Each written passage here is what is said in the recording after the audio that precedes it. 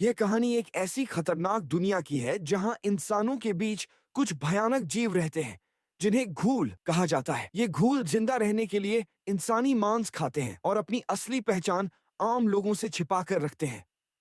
कहानी केन कानेकी नाम के एक साधारण कॉलेज छात्र की है, जिसकी जिंदगी एक हादसे के बाद पूरी तरह बदल जाती है।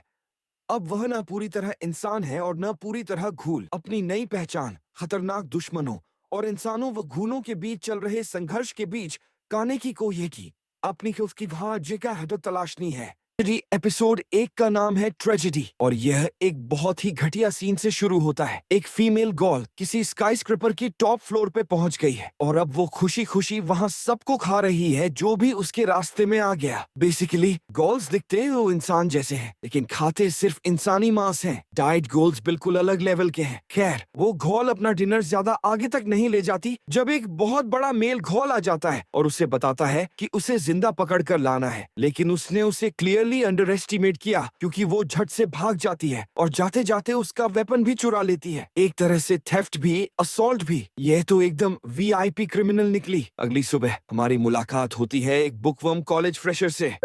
हाँ, यही है हमारा अपना केन कानेकी, जो अपने फेवरेट कॉफी शॉप एंटेकू कैफे में बैठा है अपने चाइल्डहुड फ्रेंड हिदेयोशी के साथ, जिसे सब हाइड कहते हैं। लेकिन कानेकी सिर्फ कॉफी पीने नहीं आया, वो अपनी क्रश राइस कामिशिरो का वेट कर रहा है, जो कानेकी की तरह ही वहाँ आना पसंद करती है। बेचारा दिल ही दिल में पागल हो रहा है उसे प्रपोज करने के लिए। तो जब उसे पता चलता है कि दोनों को सेम ऑथर पसंद है, तो दोनों मिलकर बुक स्टोर जाने का प्लान बनाते हैं। डेट बहुत अच्छी रही, बुक्स पे बॉन्ड, लंच पे बकवास, फिर बुक स्टोर, और एंड में राइस ने खुद कहा कि कानेकी उसे घर तक छोड़ कर आए क्योंकि वो वहां रहती है जहां गूल्स अटैक्स हो रहे हैं। कानेकी ने जेंटलमैन बनने की कोशिश में हाँ बोल दिया। यहाँ से चीजें शार्प लेफ्ट टर्न ले लेती हैं। जब वो राइस के स्टॉप पे पहुंचे, कानेकी को बहुत दर्द के साथ पता चला कि राइस ने लंच में कुछ क्यों नहीं खाया था, क्योंकि जाहिर है गर्ल सिर्फ इंसानी मांस खा सकती है। वो तो वही बिंग ईटर निकली जो एपिसोड के शुरू में दिखी थी। मतलब इतनी अच्छी डेट के बाद ये ट्विस्ट भाई,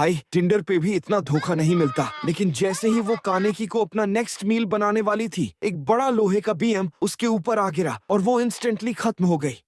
कानेकी को उसका कोई अफसोस नहीं था क्योंकि राइस के दांत ने उसे सीरियसली घायल कर दिया था। हमारा हीरो प्रैक्टिकली बेहोश होता जा रहा था जब पैरामेडिक्स सीन पे पहुंचे। इस सब के बाद कानेकी हॉस्पिटल में आंखें खोलते हैं और एक आंख हाफ काकुगन है, यानी वही लाल आंख जो सारे गर्ल्स की होती है। क्यों? क्योंकि डॉक्टर्स ने उसकी जान बचाने के लिए राइस के ऑर्गन्स ट्रांसप्लांट कर दिए। Music.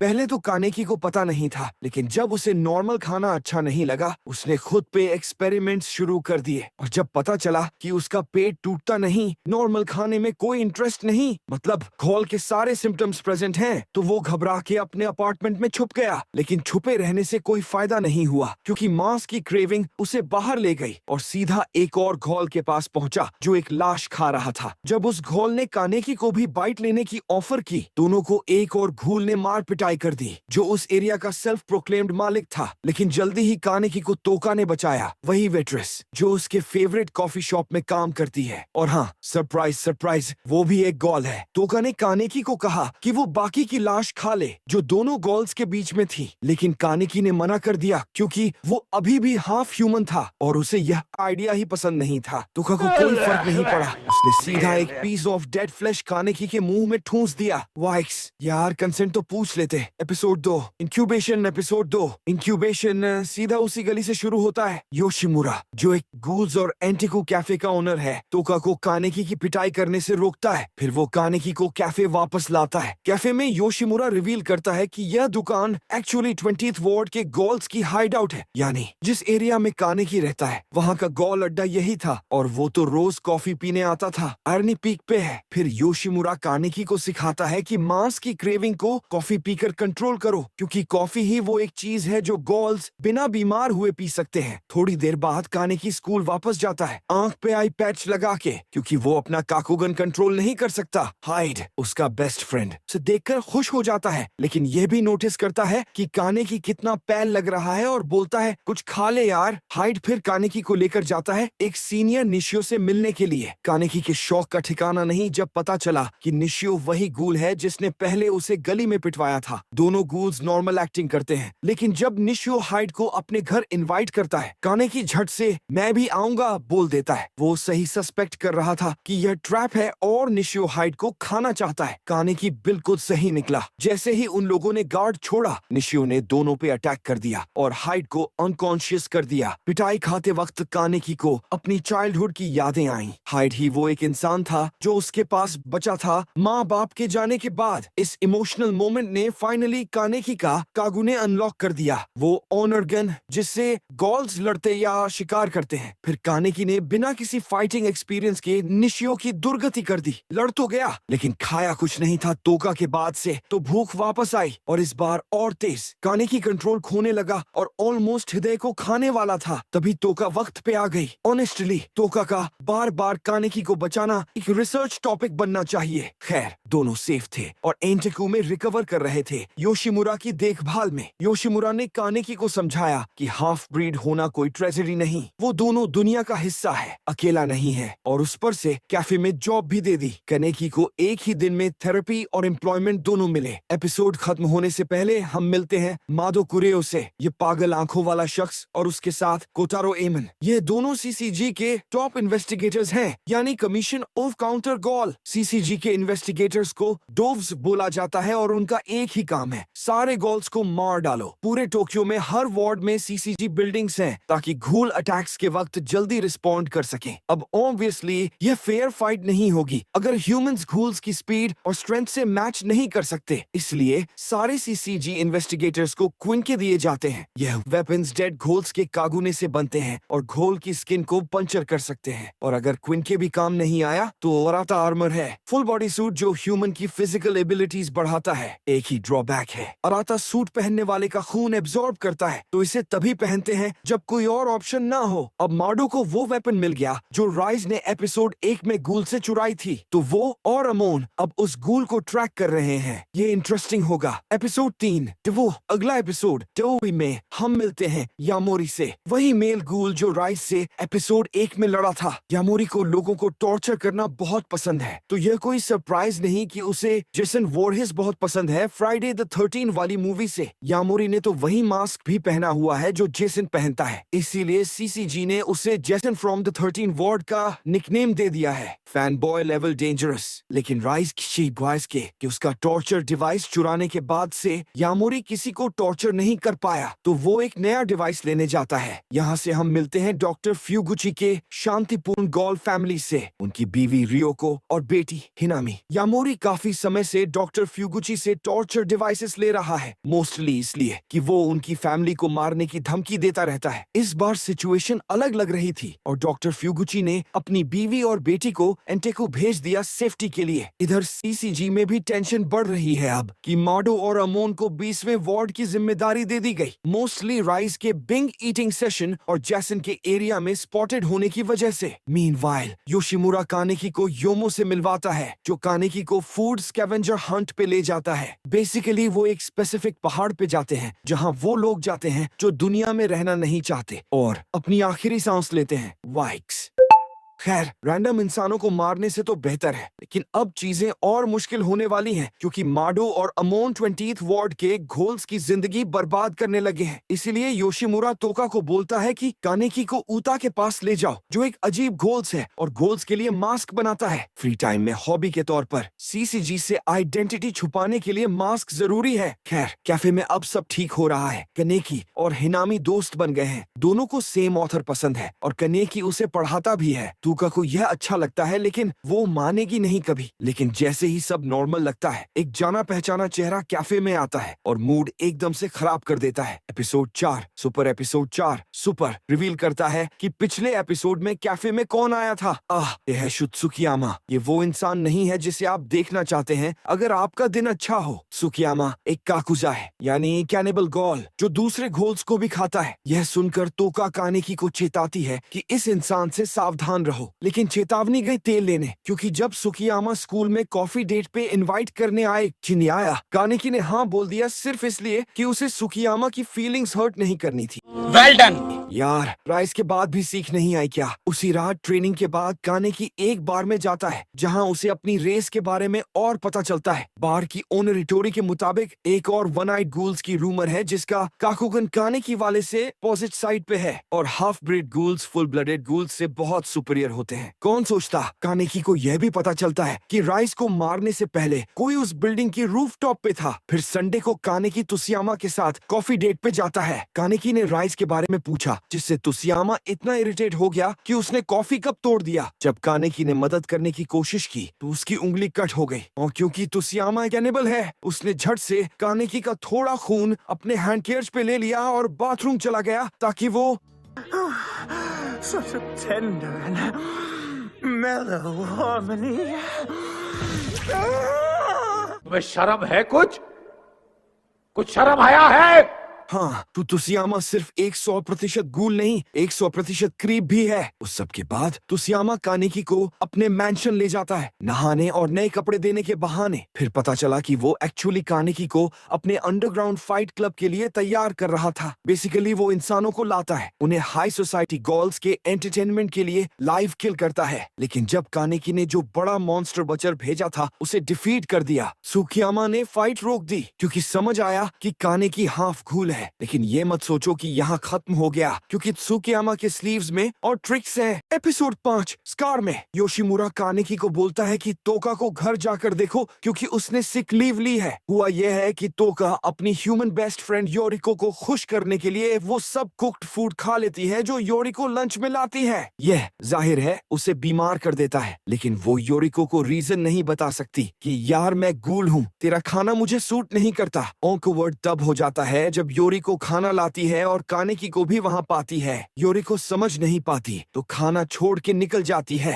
Classic third wheel situation. इधर तुसियामा अभी भी कानेकी के पीछे पड़ा हुआ है। वो जानता है कानेकी अब उसे ट्रस्ट नहीं करेगा, तो प्लान बनाया कि कानेकी के किसी क्लोज इंसान को किडनैप करो और बेट की तरह यूज करो, और कानेकी जब बचाने आए तो तुसियामा अपनी मर्जी करे हमारे हीरो के साथ। ईव तो वो कानेकी की स्पाई करने लगा कि उसकी जिंदगी में सबसे इम्पोर्टेंट कौन है। कोइंसिडेंस से कानेकी निशियो की गर्लफ्रेंड किमिको से मिलने जाता है। निशियो उस फाइट के बाद से ठीक नहीं हुआ, स्टमक वंड हील नहीं हो रहा, खा नहीं पा रहा और दिन ब दिन कमजोर होता जा रहा है। तो किम ने कानेकी से गुजारिश की कि उसके बॉयफ्रेंड को बचाओ, लेकिन इन दोनों को नहीं पता था कि एक क्रीपी फोर्स बाहर वेट कर रही थी। हाँ, तुसियामा ने उनकी पूरी बात सुन ली और किम को कानेकी की गर्लफ्रेंड समझकर किडनैप कर लिया। Classic misunderstanding, dangerous consequences. तुसियामा के बताने के बाद कानेकी और निशियो मिलकर किमी को बचाने गए, और जाहिर है ये तुसियामा है, तो चीजें बैड से वियर्ड हो गईं जब उसने अपना मास्टर प्लान सुनाया। To explain,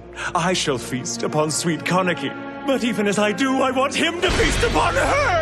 यार, इन लॉज से भी ज्यादा कॉम्प्लेक्स रिलेशनशिप है यह। निशियो इतना कमजोर था और कानेकी के पास फाइटिंग स्किल्स नहीं थी, तो तुशियामा के सामने दोनों कुछ खास नहीं कर पाए। मगर जल्दी ही टूका आ गई बचाने। हाँ, फिर से। लेकिन टूका भी वो सब ह्यूमन फूड खाने की वजह से प्रॉपर शेप में नहीं थी। इस सब के बीच त्सुकियामा ने रिवील किया कि उसे टूका से क्रश था जब दोनों आडाकी बेकांटेकू में साथ काम करते थे। तीनों मिलकर उसे रोकने की कोशिश की, लेकिन तुसियामा खाता काफी अच्छा रहा है, इसीलिए उसका कागुने बहुत ज्यादा पावरफुल था। तीनों में से कोई अपना कागुने एक्टिवेट नहीं कर पाया, तो तुसियामा ने आसानी से तीनों की धुलाई कर दी, खासकर निशियो की, जो बार बार उसके पैर तले आया। यार, निशियो एवरेज फाइटर हो सकता है, लेकिन ग्रेट बॉयफ्रेंड जरूर है। लेकिन जब लगता है कि सब होपलेस है, कानेकी तोका को अपना थोड़ा खून देता है, जो उसके कागुने को एक्टिवेट करने के लिए काफी है। अब फाइट रियली ऑन है। Episode 6 cloud burst. Episode 6 cloud burst में हम सीधे फाइट के बीच में पहुंच जाते हैं। अब जब तोका के पास एनर्जी है, वो तुसियामा के साथ पूरे सीजन 1 के बेस्ट फाइट सीक्वेंसेस में से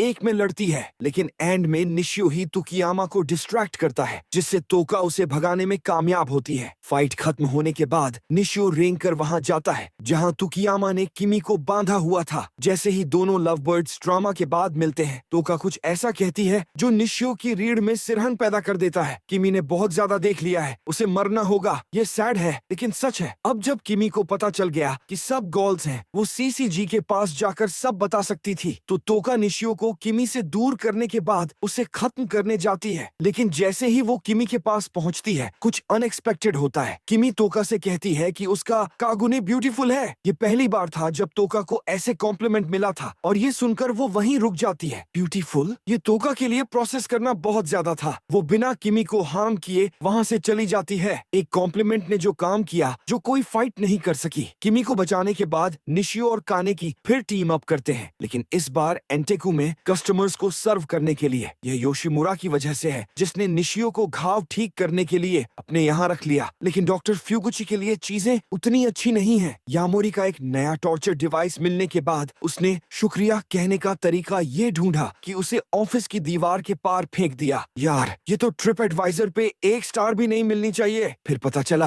कि ये सब सीसीजी इन्वेस्टिगेटर्स मैडो एंड अमोन देख रहे थे। वो जैसन को ट्रैक करते हुए डॉक्टर फ्यूगुची के ऑफिस तक आ गए, और अब दोनों घोल्स को मारने का चांस था। लेकिन एस टियर घोल्स यामोरी के साथ इन्वेस्टिगेटर्स की नहीं चली। उसने फाइट को थोड़ा एंटरटेन किया, फिर गायब हो गया। उसके बाद डॉक्टर फ्यूगुची अपने ऑफिस से रेंग कर बाहर आया, लेकिन माडो और अमोन ने उसे पकड़ लिया। जब डॉक्टर फ्यूगुची ने अटैक करने की कोशिश की, माडो ने उसे मार दिया तो उसका कागुने निकाल लिया। यह सब हो रहा था जब डॉक्टर फ्यूगुची के हाथ में उसकी बेटी हिनामी की बनाई हुई ड्राइंग थी। भाई, ये सीन बहुत हैवी था। इधर हिनामी एंटिकू में अपनी माँ से झगड़ रही थी। वो अपने बाबा से मिलना चाहती थी। रियोको उसे एक्सप्लेन नहीं कर सकती थी कि यह कितना डेंजरस है। दोनों ने एक दूसरे को माफ किया और रियोको हिनामी को गिफ्ट लेने बाहर ले गई। लेकिन रियोको को नहीं पता था कि अमो और माडो उनके बहुत करीब थे। आमतौर पर बारिश गूल्स की सेंसेस को कमजोर कर देती है, लेकिन हिनामी की स्मेल बहुत तेज है। तो जब उसे अपने बाबा की स्मेल आई, वो सीधे माडो और अमोन के पास भाग गई, जो उसके बाबा का कागुने हाथ में लिए खड़े थे। ब्रूटल। रियोको ने रियलाइज किया कि यह ट्रैप था, और उसने अपना कागुने यूज करके हिनामी को बचाने के लिए उसे भागने का वक्त दिया। Episode 7 captivity. एपिसोड 7 कैप्टिविटी में हिनामी अपनी जान बचाते हुए एंटिकू वापस जाने की कोशिश कर रही है, लेकिन वो किसी से टकराकर गिर जाती है। तभी कानेकी, जो बाहर था, उसे दूर से देखता है और दौड़कर उसके पास पहुंचता है। हिनामी उसे बताती है कि डव्स उसकी माँ को मारने वाले हैं। तो कानेकी हिनामी के साथ उस गली में जाता है, लेकिन सिर्फ रियोको को एमोन और मादो के हाथों मरते हुए देखने के लिए। गुड गॉड, जब टूका को यह पता चलता है तो वो ठीक नहीं रहती। ये अंडरस्टेटमेंट ऑफ द ईयर है। इधर सीसीजी हेडक्वार्टर्स में एमोन और मादो अपना एविडेंस प्रेजेंट करते हैं। हिनामी के दोनों पेरेंट्स मर चुके थे। अब उन्हें हिनामी को भी खत्म करने की ग्रीन लाइट मिल गई थी, लेकिन इससे पहले टूका का उनके साथ कुछ अनफिनिश्ड बिजनेस था। योशिमुरा की वार्निंग के बावजूद कि बदला मत लो, टूका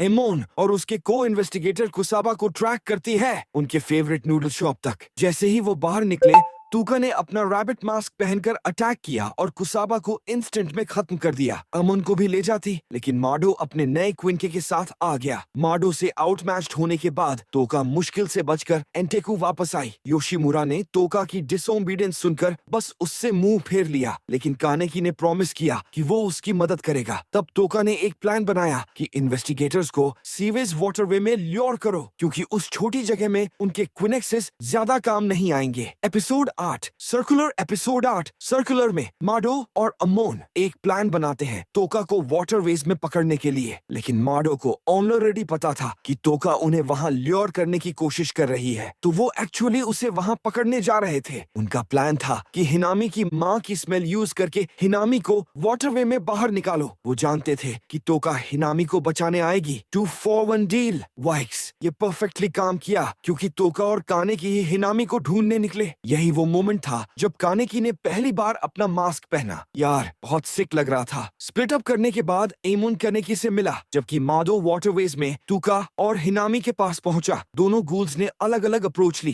कानेकी के गूल एंड ह्यूमन वायलेंस रोकना चाहता था, तो पहले उसने आमन को अपने क्विंक्वेस्ट से उसे मारने दिया, लेकिन जैसे ही आमन उसे मारने वाला था, कानेकी ने आमन को बाइट किया, जिससे उसे बस इतनी एनर्जी मिली कि वो अपना कागुने निकाल सके। फिर कानेकी ने अमोन को वार्निंग दी कि भाग जाओ, बचाओ इससे पहले कि वो अपना कंट्रोल खो दे। माडो की किस्मत उतनी अच्छी नहीं रही। तोका किसी भी ह्यूमन को छोड़ने के मूड में नहीं थी, खासकर उसे। जब हिनामी ने अपने कागुने से उसे तोड़ा, तोका ने खुशी से काम खत्म किया। इसके बाद योमो, कानेकी, तोका और हिनामी को वापस एंटेकू ले गया। Episode 9 bird cage. Episode 9 bird cage में हम एमिन के सीसीजी के शुरुआती दिनों की फ्लैशबैक देखते हैं और यह भी कि उसे एक हार्मलेस लुकिंग गूल से इंस्पेक्टर माडो ने कैसे बचाया था। शॉर्ट एपिसोड, स्वीट फ्लैशबैक, बड़ी ट्रेजेडी की सेटअप। एपिसोड 10 ओगिरी। एपिसोड 10 ओगिरी में चीजें थोड़ी देर के लिए शांत होती हैं, लेकिन जैसा हमेशा होता है यह ज्यादा देर नहीं चलता। गोल्स का एक ग्रुप जिसे ओगिरी ट्री कहते हैं टोक्यो में ऊधम मचा रहा है और किसी अच्छे तरीके से नहीं। ओगिरी ट्री नोरो को,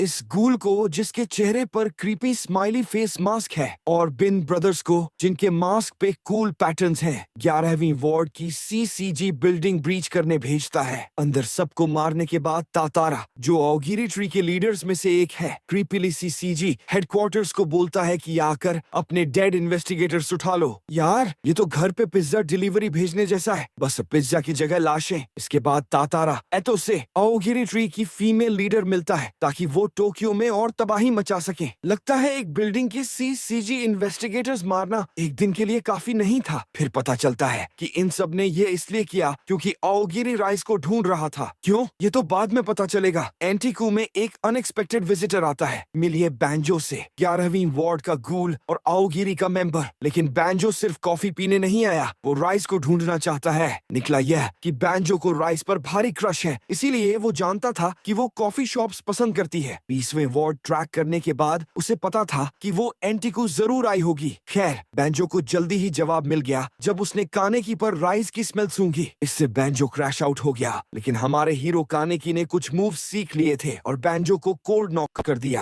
अटैबॉय होश में आने के बाद बैंजो कानेकी को बताता है कि राइस को वार्निंग दे कि वो भाग जाए। फिर एक्सप्लेन करता है कि ओगिरी ट्री कुछ महीने पहले बना था और बेसिकली बैंजो और उसके क्रू से 11वें वार्ड छीन लिया। तब से ओगिरी ट्री डव्स को 11वें वार्ड से बाहर कर रहा है। बैंजो को नहीं पता कि ओगिरी राइस के पीछे क्यों है, लेकिन जानता है कि कुछ अच्छा तो नहीं है। तो वो एंटीकू में सबको भी वार्निंग देता है कि ओगिरी ट्री आने से पहले निकल जाओ। वार्निंग थोड़ी देर से आई क्योंकि तभी आया तो आ जाता है तूका का भाई, जो ओगिरी ट्री का हाई रैंकिंग मेंबर भी है। लेकिन रुको, और भी बुरा है। पता चला कि यामोरी पूरे वक्त बैंजो के पीछे फॉलो कर रहा था, जो उसे सीधे एंटीकू तक ले आया। यामोरी भी ओगिरी का हाई रैंकिंग मेंबर है और उसके अपने गोल्स का ग्रुप है जिसे व्हाइट सूट्स कहते हैं। तो जब यामोरी ने भी कानेकी पर राइस की स्मेल सूंघी, उसने लॉजिकल काम किया, कानेकी की जमकर पिटाई की और पूरा कैफे तहस नहस कर दिया। एक इटर्निटी जैसे वक्त के बाद यामोरी ने कानेकी को किडनैप कर लिया। जब योशिमुरा योमो के साथ एंटीकू वापस आया, उसने सभी एम्प्लॉयज की मीटिंग बुलाई। मीटिंग में योशिमुरा ने एक्सप्लेन किया कि वो कानेकी को रेस्क्यू करेंगे, लेकिन गारंटी नहीं कि सब सेफ रहेंगे। लेकिन ये हमारा कानेकी है, तो कोई भी 1-2 अंग रिस्क करने में माइंड नहीं करता और टीम को जितनी हेल्प मिल सके उतनी चाहिए। तो गेस करो कौन रेस्क्यू टीम में ज्वाइन किया? बोला, जब मुझे बताया गया कि मेरे बेस्ट फ्रेंड कानेकी की जान खतरे में है तो उसे पकड़ने वाले कमीने को इसकी कीमत चुकानी होगी। हाँ, ये शूट सुकियामा था, अपने ट्विस्टेड रीजंस के साथ। Oh of course. Episode 11 high spirits. Episode 11 high spirits में तोका सबकी कंसर्न वॉइस करती है कि शुअत सुकियामा उनके साथ है, लेकिन योशिमुरा एक्सप्लेन करता है कि एलाइज कितने कम हैं, तो तुसियामा को ट्रस्ट करने के अलावा कोई चॉइस नहीं। रेस्क्यू मिशन प्लान होते वक्त हम कानेकी के पास जाते हैं, जिसे यामोरी टॉर्चर कर रहा है। लॉर के मुताबिक यामोरी को कई साल पहले एक पागल सीसीजी एजेंट ने पकड़कर टॉर्चर किया था, जिससे उसके दिमाग में सीरियस इश्यूज आ गए। अब आजाद होने के बाद यामोरी अपना ट्रॉमा दूसरों पर निकालता है, बिल्कुल अपने आइडल जैसन वॉरहिस की तरह। इधर सीसीजी ने 11वें वार्ड के ऑलमोस्ट सभी इंसानों को इवैक्यूएट कर दिया है ताकि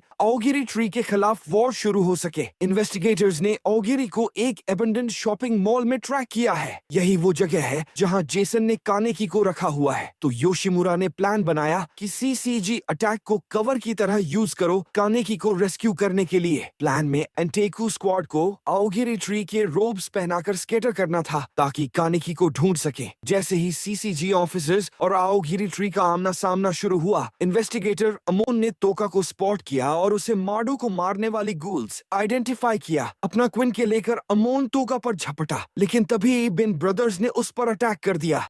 तोका बच निकली और कानेकी को ढूंढती रही। कनेकी की बात करें तो हमारा हीरो किसी तरह अभी भी सांस ले रहा था उस सब टॉर्चर के बाद जो इस जेसन फैनेटिक ने उस पर किया था।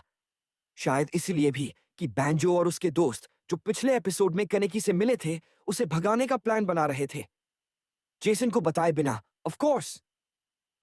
लेकिन वक्त साथ नहीं था।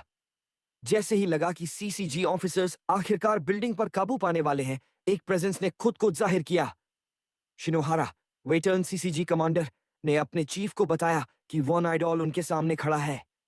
यह मैसिव गूल क्रिएचर एक काकुजा है, यानी इसका कागुने इतना एडवांस्ड है कि यह पूरे बॉडी को कवर कर लेता है, लेकिन यह तभी होता है जब कोई गूल कैनिबल हो।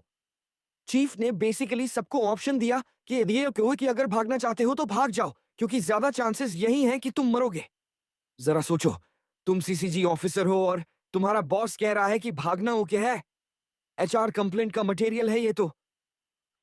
खैर, इसके बाद कुछ और इंटरेस्टिंग होता है। एपिसोड क्लोज होते वक्त हमें कानेकी के बालों की एक झलक मिलती है, एंड वो फाइट है। एपिसोड 12, गूल्स सीजन 1 का लास्ट एपिसोड। यह हमें सीधे सीजन 1 के आखिरी एपिसोड में ले जाता है, जिसका नाम है गूल्स। अपने आप को तैयार कर लो, यहां से बहुत क्रेजी होने वाला है। एपिसोड का इंट्रो भी नहीं है, सीधे वहीं से शुरू होता है जहां छोड़ा था।